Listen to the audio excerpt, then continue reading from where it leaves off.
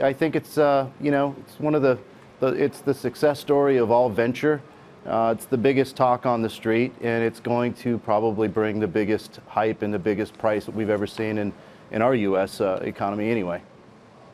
Did you weigh up investing in Lyft back in 2015 when you went into Uber, and why did you pick Uber over Lyft?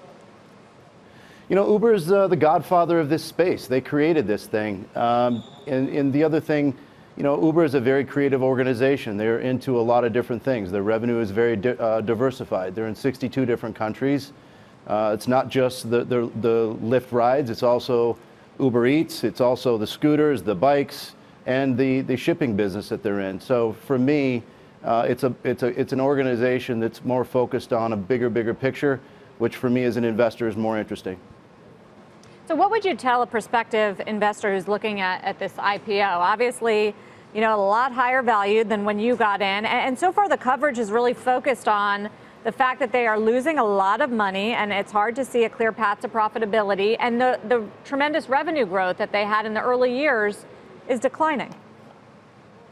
Well, it's declining for the natural reasons, right? There's more competitors that are coming into the space, but I think leadership has done a great job year over year. I mean, they took $2 billion out of their expense line, and I think that this is a company. You know, it's like investing in.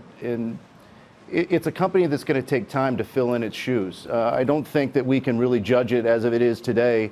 And again, this is a very innovative company that's doing a lot of different things. The most exciting thing about Uber for me as an investor is not what it is today.